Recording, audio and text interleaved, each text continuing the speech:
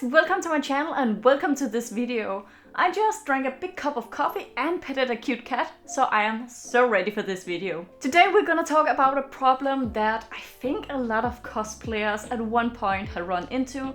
The problem with not actually finishing your cosplays. Now I work as a cosplay teacher and I see quite a lot of times with my students that they don't finish their cosplays. Now, they have a lot of motivation, are so excited when they start, but somehow they just don't finish the cosplays. So in this video, I'm gonna talk a lot about how you can actually plan your cosplay, how you should start it in a proper way, and how you then hopefully can finishing it with a lot of planning and schedules and discipline. I am the boss of discipline. I've been cosplaying for 10 years now, so I have tried my fair share of cosplays that never got finished. So I learned quite a lot about motivation and when you work the best, and I'm gonna share all of that with you in this video. So let's just get right into it. First off, it's important that you choose the right cosplay. And what I mean with that is that you choose a cosplay that is around your skill level, because if it's too difficult, you might run into that it's too frustrating to actually make the cosplay. So you should find something that is around your skill level, but perhaps with some elements that is out of your comfort zone. So you still get pushed as a cosplayer, but you don't feel too overwhelmed.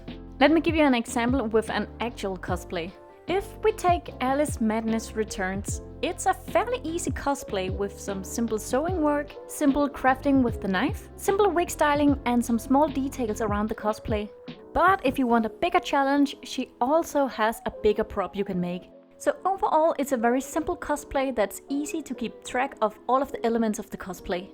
If we should take another example, we can try an Ursa cosplay. Again, this all depends on your skill level and what you find difficult. You might find that sewing is quite tricky, or perhaps it's foam work that you're not that comfortable with. You need to find a cosplay that pushes you as a cosplayer, but keep the challenges at a level where you don't get overwhelmed. But let's get back to the Ursa example. This is also a cosplay where all of the elements are clear and simple, but this one is a little bit more difficult. Because you have the two katanas you need to make, there's a bit more difficulty in the wig styling. But on the other hand, the sewing part is pretty easy, only with some difficult stuff with making the flames on the pants.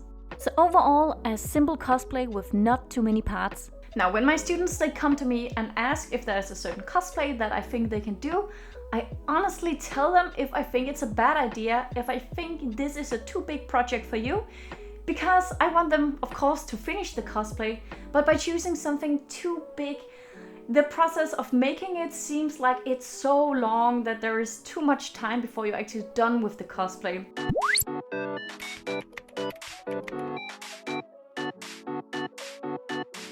Sometimes my students will even text me 2 years later and be like, I finished the cosplay now. And I guess better later than never. But we want to avoid that it will take 2 years to make the cosplay. So we're gonna choose something that we feel is reasonable to make. For me personally, it's also very important that I choose a franchise or a series or a character that I really love, because when I start to lack motivation, I am gonna use that love to pull me through the process of making that cosplay. Most of the time, it's not about it being a too simple cosplay, but more about having clear parts, not too many details, but that you can get a clear overview of what it's actually that you're gonna make. As an example, I have a student right now that just made a Cloud from Final Fantasy cosplay, and when you first look at it, it might seem like a big project, but when taking a closer look, you can actually see there is, of course, some wig styling, there is a little bit of foam work and a little bit of sewing, but it's all very clear and simple parts. And I know we cosplayers, we want to make the biggest cosplays and the things that look the most epic. But again, if we actually want to finish the cosplay, we need to be realistic about how much time we're gonna put into this cosplay and where our skill level is at. And if you're a beginner cosplayer, choosing something that is very popular or a lot of people have cosplayed is a great idea, because the chances of you finding blueprints or patterns or tutorials are much higher. Speaking of blueprints and tutorials, before you do anything or buy anything, you need to do some proper research. There is no need for you to make a blueprint or pattern if it already exists. Often the blueprints and patterns are very affordable and you support a fellow cosplayer along the way. You should definitely spend some time to see if other people have cosplayed this character and how have they done this cosplay. If there are some great ideas out there that you can use in your own cosplay. Now I know we just want to jump into the cosplay and start making it right away, but take the time and do some proper research before you start your cosplay. There is a lot of mistakes that can be avoided when you look on how other people have done this cosplay, because they might share what techniques or materials they have used, so you can learn a lot from them before going out and make your own mistakes. Okay, so now we have gathered all these good ideas and found what materials we're gonna use, but we also need to use a lot of reference pictures. Find pictures from as many angles of the character as you can. If you find some good pictures from other people's cosplay, like maybe you like the way they style the wig, you can keep those as well in your folder. What I like to do is to take all of my reference pictures, put them in a document that I can print out, so I don't have to grab or turn on my computer every time I want to check a detail. This way I avoid that sometimes I thought something looked a certain way, but when I checked my reference picture, I was like, oh, it was completely not like that. Okay, so we have now chosen the cosplay and we have done our research. Now we can actually start planning the cosplay. Now I know most cosplayers just jump into it and take things as they come, and I really used to do that myself. But after I started planning my cosplays, the whole process has just been more smooth and less overwhelming than what it was before. Something I really enjoy is that I have a cosplay book where every time I start a new cosplay, I start the planning process first in there. I write down the different elements of the cosplay and then make a to-do list. This way I can always open my book if I'm in doubt on what the next step on my cosplay is. I use my cosplay book as more as a to-do list, but you can go even further and write down the different things you're gonna buy or materials you're gonna use, or structure everything for your cosplay in here. If I have a tight deadline, I mark the different to-dos with red, green and yellow, so it's easier for me to see what I need to work on first. But you can also use this system to mark what you think will take the longest time. If your cosplay needs to be done for a certain date, like a convention, and you know with yourself you might not be the best with time management.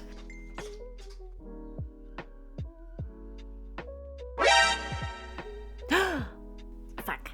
It's actually a very good idea to set some milestones in dates for when certain parts of the cosplay need to be done. Whatever type of setup that works for you, but I like to make an overall over the months and weeks I have until the cosplay needs to be done. You don't have to set it up like I did, you can just make a list with all of the dates when the parts need to be done. I also like to make a specific list for when things need to be bought, so I don't run into later that I can't continue the cosplay because I need some stuff for it. If you also have trouble with keeping track of your progress of your cosplay, an app I've been using since I started cosplaying is Cosplanner. Now, if you actually use this app and not just the fun part of putting in the cosplays and your dreams into it, it's actually a great tool. It's not only a great tool for keeping track of the different elements of your cosplay or the things you need to buy, but sometimes I feel I work on a cosplay, but I don't really get anywhere because I work on all of the different parts. But in this app, I can actually see, okay, I am like 80% done with this or 90% done with this. So I actually am a lot further than I thought. And sometimes you are not as far as you should be. But that's another story. To summarize things, you start by choosing your cosplay, then you do the research, finding all the techniques and materials, perhaps some blueprints and patterns that you're gonna use. You make dates and milestones for when you need to have certain parts of your cosplay done. And you use Cosplanner as a visual organization of your cosplay and also to keep track of your progress. And lastly, you should buy as many things as you can early on in your cosplay. Now, I really hate when I get stuck with something because I forgot to buy some glue or some buttons that I need. So this way you make sure you don't get stuck anywhere. So if you can afford it, buy things early on, or at least before the dates where you know this part is gonna be done. Okay, that was quite a lot just to get started with the cosplay, but I promise you, luck favors the well-prepared. Or well, luck never really favors a cosplayer. But you know what I mean. There are different ways you can tackle your cosplay. You can either stick to the days and milestones you made for your cosplay, or my favorite method is to take all of the difficult things or most annoying things first. I don't know if you have tried it, but so many times have I made a cosplay where I skipped all of the difficult things, so at the end I only had annoying and difficult stuff left to do. You need to abuse that you have the highest amount of motivation when you start the cosplay, and later when you lack motivation, you have left all of the easy things for you, instead of you also lack motivation and now you only have difficult stuff left to do. You should also work around when you know you have the most energy. As an example, I know in my weekends I have the most energy, so I will do all of the difficult things as airbrushing, making patterns, or the things I feel like takes a little bit more brain power. And in my weekdays I will leave the easy stuff, so things as hand stitching or priming or just sewing parts together, because I know I'm gonna be more tired. If I work with a tight deadline, I squeeze in cosplay everywhere. So if I visit my parents, I throw in some hand stitching stuff in my bag, and when I go visit them, I can sit and hand stitch while talking to them and spending quality time with them and still work on my cosplay. Giving them my full attention and not sitting and stressing over my cosplay. Know yourself and know when you have the most energy. There is no reason for you to force yourself to do difficult stuff when you also had a long day. Be smart about when you do certain parts of your cosplay, depending on how much energy and brain power it will take. Okay, so here it came, the lack of motivation. We have done all of the fun things as to choose our cosplay, finding reference pictures, we even made a plan, and we started the cosplay with such good motivation. But now that motivation is starting to lack. Perhaps a lot of parts turned out to be more tricky than we thought, or perhaps there is simply too much time before the convention to really pressure us. But this is where we need to pick ourselves up. When the lack of motivation taps us on the shoulder, we need to remind ourselves why we wanted to make the cosplay.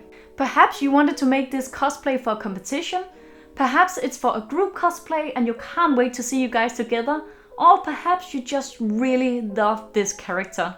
And this is exactly why I always choose a character or series that I love, because when I lack motivation, I can go and rewatch the show or play the game again and then boost myself with passion and love for the cosplay I'm making. What I also like to do is to invite other cosplayers over for a crafting day.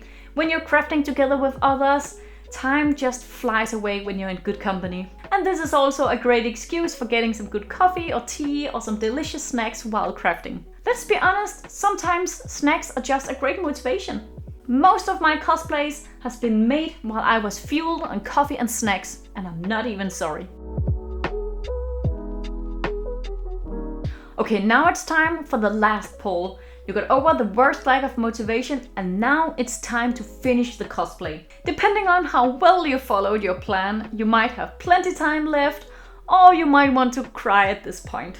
If you're in the crying section and you know you only have yourself to blame for this, you need to focus on finishing as much of your cosplay as you can. What I mean with that is now is not the time for making things perfect or making small details that only you know is there because you looked so much at the reference pictures. You need to get the biggest elements done, such as the wig, the clothes, or perhaps if there's an important prop, so people can actually recognize the character you're cosplaying. It's okay to make things here that you're not the proudest of. Remember, you can always go back after the convention and remake some of the stuff. And that rounds it up for this video, guys. I really hope there are some things and some tips here that can help you out in your next cosplay. Now I know cosplay can be a lot of frustration and I make a lot of jokes that we cosplayers like to suffer with our cosplays. And it's also true, but cosplay should also be fun. Remember that things doesn't have to be perfect as long as you're enjoying wearing your cosplay with your friends or at a convention. If you have any tips on how you plan your cosplay or how you get to finish your cosplay, please let us know in the comments, because again, this is a problem for a lot of cosplayers, so we could really use some more tips. I really hope you enjoyed this video, and End Credit Vicky is gonna take it from here. Yes, I'll take it from here. Thank you so much for watching the video until the end. I really hope there was something in this video that can help you with your next cosplay. And if you like the video, maybe think about liking it, or you can join my very sweet and very loyal comment squad down below.